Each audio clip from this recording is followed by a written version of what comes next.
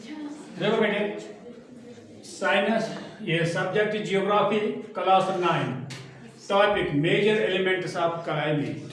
कौन से आंसर, कौन से चीजें जो हमारे आबो हवा पर असर डालते हैं। इनमें the major elements of climate are mentioned as under. जो बड़े बड़े जुज है, चीजें हैं जो हमारे क्लाइमेट पर असर डालते हैं, वो ये है टेम्परेचर, जिसको मैंने उर्दू में यहाँ लिखा है दर्जे हरारत। ये होगी हीट, गर्मी, उसी को बोलते हैं टेम्परेचर। ह्यूमिडिटी, फिर इसमें नमी कितनी है, यानी हवा खुश्क है या मॉडरेट है। प्रेसिपिटेशन, बारिश, बर्फबारी। विंड, हवा। एटमॉस्फेरिक प्रेशर, फिजाई दबाव। ये वो चीजें हैं जो एलिमेंट्स हैं जो हमारे क्या क्लाइमेट पर असर डालते हैं। अब factors affecting climate of a place. अब वो जो इफेक्ट असर डालते हैं किसी जगह के टेम्परेचर पर, मौसम पर या क्लाइमेट पर। लैटिट्यूड एक चीज है, उसको बोलते हैं लैटिट्यूड, जिसको उर्दू में बोलते हैं अर्ज बुलंद। क्या बोलते हैं? अर्ज बुलंद। Distance from equator, distance from equator, equator means it is an imaginary line which is drawn from North Pole to South Pole, and it divides our Earth into two equal halves or into two equal parts, जिसको उर्दू में खाती इस्तिवा बोलते हैं।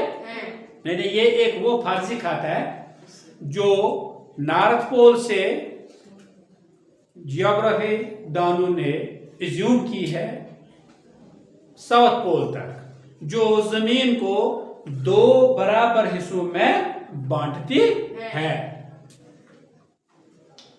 अब इस equator की line से, near the equator, जो जितना इक्वेटर के नजदीक होगा, इस लाइन के नजदीक होगा, वो इलाका हॉट, बहुत गर्म होता है, और जो फार होगा यानी उससे दूर होगा, वो क्या होगा? कूल्ड होगा, यानी ठंडा होगा।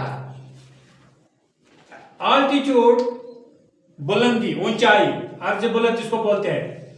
Higher areas like mountains are cooler, जो कोहिस्तान इलाके हैं, हम जैसे लोग हैं, शांत, अभी बारिश थोड़ी हो गई तो ठंडी महसूस हो गई, गर्म कपड़े पहनना शुरू हो गए।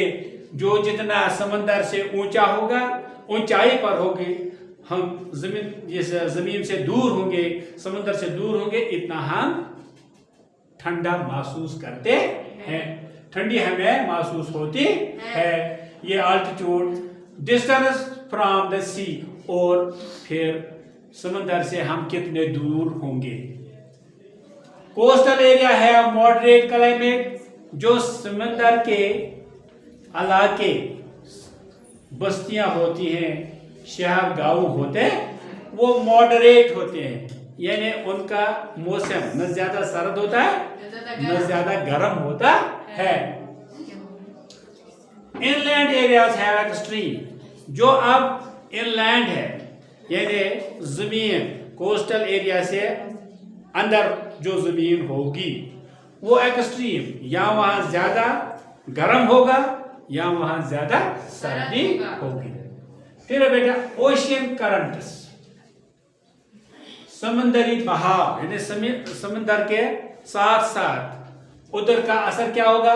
Warm and cooled current effect the temperature, वहां से सर्द हवाएं उठती हैं, गर्म हवाएं उठती हैं, उनका असर भी, उनका इफेक्ट भी रहता है किस पर? हमारे इस क्लाइमेट पर। रिलीफ फीचर्स जमीनी साथ जो माउंटेन्स है, आप इस वक्त भी देखते हैं mountains can block wind and rain.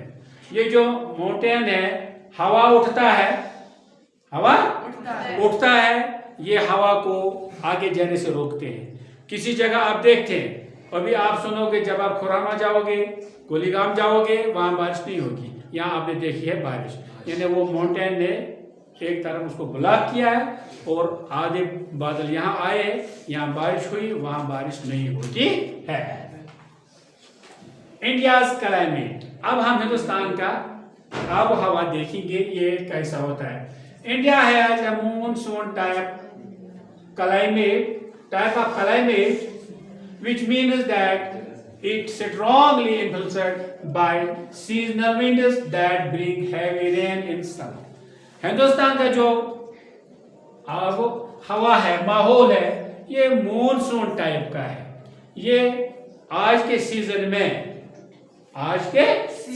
में हिंदुस्तान के कोने कोने में हमें भी इसका असर है, बहुत बारिशें होती है। सीजन्स इन इंडिया, हिंदुस्तान में 4 सीजन्स हैं। कूल्ड वेदर सीजन जिसको हम विंटर बोलते हैं, it starts from December to February. और hot weather season summer begins with March to May. And south west monsoon जिसको हम समर भी बोलते हैं, जून टू सितंबर। और रिटिंग मॉनसून ऑटम जिसको खजान हम बोलते हैं, अक्टूबर एंड नवंबर होता है। Now what is monsoon? Monsoon क्या होते हैं, ये भी हमें देखना है कि मॉनसून क्या होता है। Monsoon means seasonal winds. Monsoon का मतलब है ये सीजनल विंड्स, सीजनल हवा होता है। In India south west monsoon have brought heavy rainfall in summer. Hindustan में साउथ वेस्ट की जो हवाएं आती हैं वो हैवी रेनफॉल मौसम बहार में गिराते हैं, डालते हैं हिंदुस्तान में, which is very important for agriculture, जो आज के दौर में हमारे लिए जिम्मेदारी के लिए बहुत जरूरी है।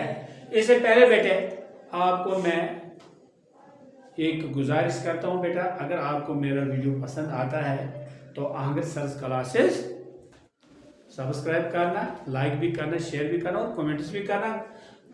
घर में जाके बार बार पढ़ना, ये आपका फायदा, मुझे इसमें कोई फायदा नहीं है, आपकी मर्जी है। Importance of climate study. आप क्लाइमेट, आब हवा को हम क्यों स्टडी करते हैं? It helps us in planning agriculture. देखो आपको मालूम है जब मार्च आता है तो हमारे बुजुर्ग माँ बाप कहते हैं कि बीज को रखो शाम के संभाल के, क्योंकि वो खुद हमें बोलते हैं बीज का सीजन आ गया। इस डिजास्टर मैनेजमेंट, फ्लड्स, ड्राफ्ट्स, और इससे हमें पता चलता है कि डिजास्टर कब होगा, ये एवलांचेस कब होंगे, फ्लड्स कब होंगे, ड्राफ्ट्स यानी कहत साली कब होगी, इससे हमें ये पता चलता है। सपोर्ट्स इन टूरिज्म डेवलपमेंटल प्लानिंग, और इससे हमें ये भी पता चलता है कि टूरिज्म, लोग बाहर की दुनिया से यहाँ आते हैं टूरिज्म के लिए, सैर तफरीह के लिए, गुलमर्ग जाते हैं, पहलगाम जाते हैं, कोकरनाग जाते हैं, बंगस लोला वैली की टूर पर आते हैं।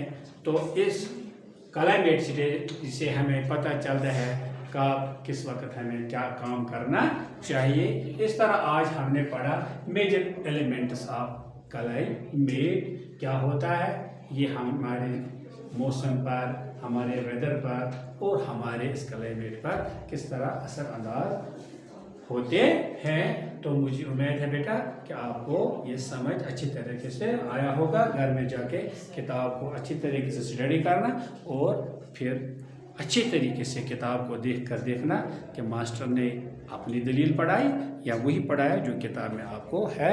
इसके साथ खुदा हाफिज।